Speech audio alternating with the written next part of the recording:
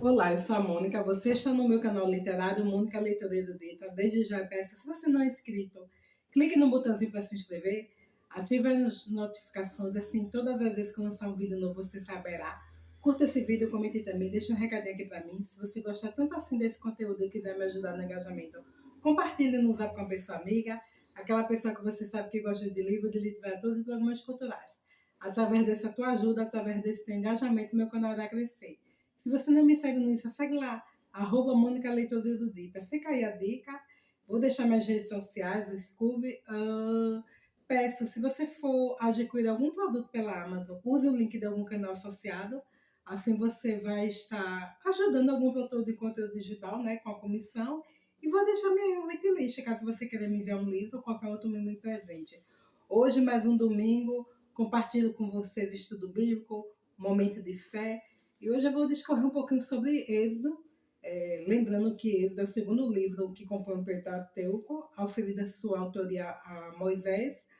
E eu vou falar um pouco de Êxodo 1 ao 3, tá bom? Êxodo significa saída, e aí a gente tem que lembrar que a gente já discorreu sobre Gênesis, o povo, desde da criação de Adão ao povo Abraão, patriarca da fé, os seus descendentes, culminando na grande família de Israel, que anteriormente era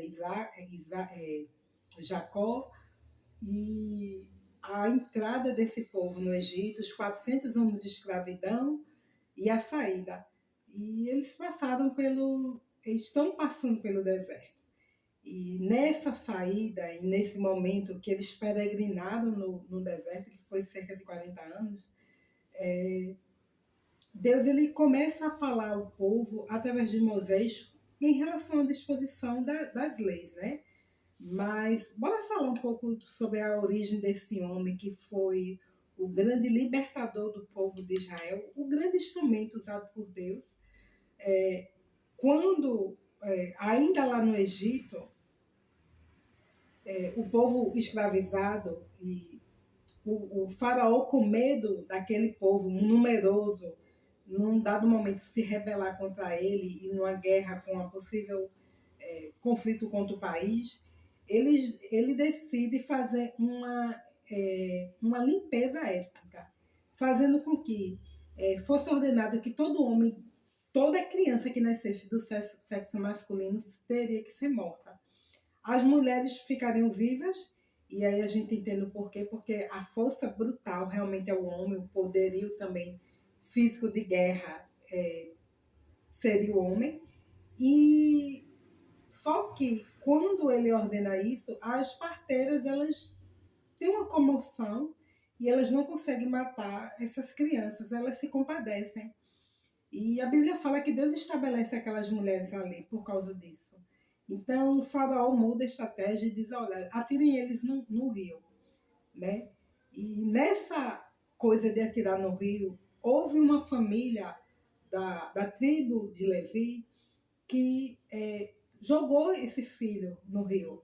Né? Lembrando que não é simplesmente arremessar uma criança no rio, é colocar no cestinho e deixar o rio levar. Né? Porque ali você sabe que aquela criança vai morrer, mas você não vai ver o trágico acontecendo. E quando a filha de Faraó ela vai se banhar no rio, vem um cestinho e a criada pega e encontra aquela criança. E quando a filha de Faraó vê isso, escuta o choro daquela criança, ela se compadece, se comove e aí ela decide adotar. O nome Moisés é saído das águas. Ela pega esse menino para criar e a irmã desse menino vai acompanhando ele distante para ver onde é que vai cair aquele cestinho. E aí essa menina se oferece, que é Midian, né, se oferece para arrumar uma mulher hebreia que possa alimentar aquela criança.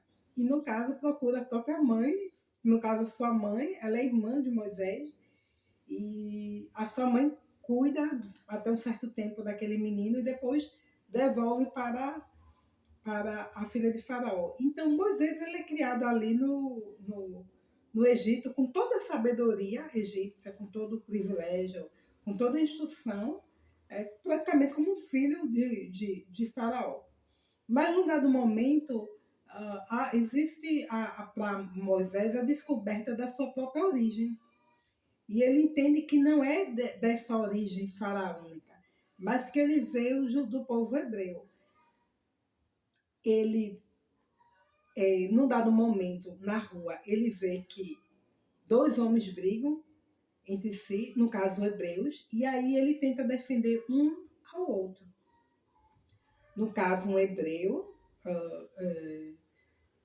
oprimindo o outro. E aí ele diz, não faça isso, vocês são irmãos. Mas aquele homem, quando ele se mete nessa briga, é revelado a sua origem, né? Porque ele tem uma origem hebreia, mesmo que viva como filho de Faraó, como um egípcio, com todo um privilégio real. E só que o fato dele se meter nessa briga parecia, aos olhos de quem vê, algo simples, né? Ele dizendo que dois homens de uma mesma origem, no caso, dois hebreus, não deveriam discutir, e passar incólume. Só que não passa, porque anterior a isso, Moisés vê uma briga de um egípcio com um hebreu e ele defende o hebreu, sabendo de sua origem, e ele mata esse egípcio. Então, quando os dois hebreus lá na frente estão discutindo que ele vai tentar intermediar, aquele hebreu ele traz a acusação para ele, né, para Moisés. Diz, você quer fazer como fez com o egípcio, matar-me? E aí é revelado para Faraó e para todo mundo o que Moisés fez, que anterior a essa intrometida dele na briga dos dois hebreus, ele tinha entrado numa briga com um egípcio por causa de um hebreu e defendendo, matou. E aí Faraó descobre e aí decide matá-lo, persegui-lo. E aí ele tem que sair ali do Egito para poupar sua vida. E ali é um momento de preparação de Deus na vida dele, porque ele sai do Egito e vai para o deserto. E o deserto é aquele momento de ele esquecer toda a sabedoria, toda a ciência, toda a vida que ele vivia no Egito.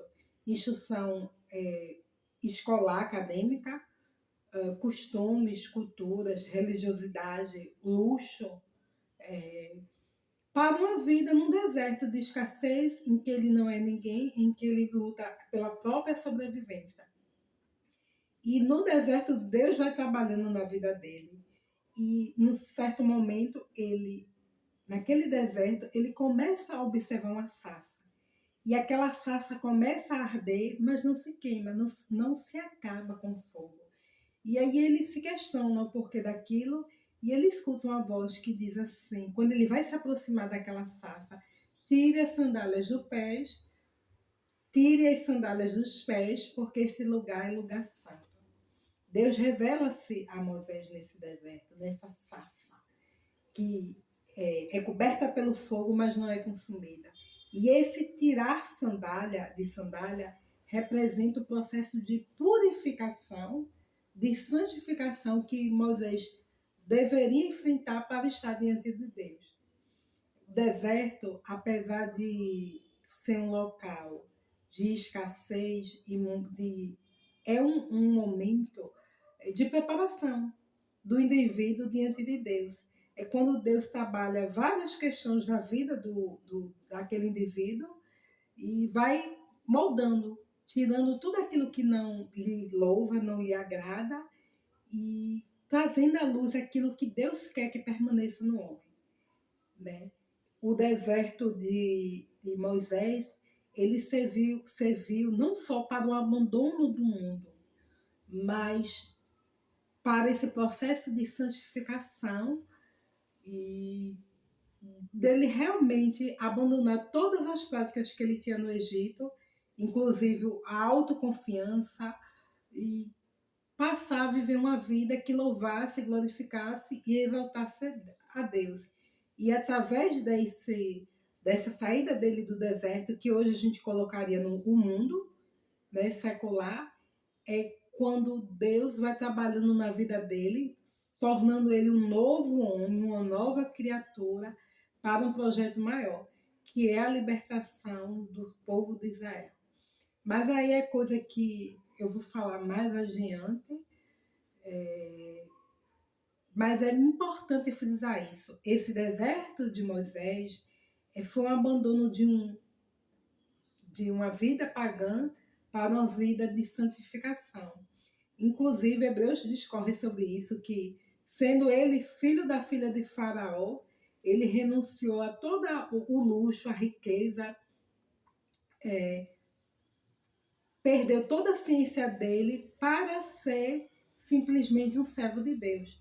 Claro que um servo expressivo, e aí eu entendo por que Deus ter usado Moisés, ter permitido que ele vivesse no Egito, na corte de Faraó, como filho da filha de Faraó, porque para ele ser esse grande líder, ele também tinha que ser um homem inteligente, sábio, com sabedoria.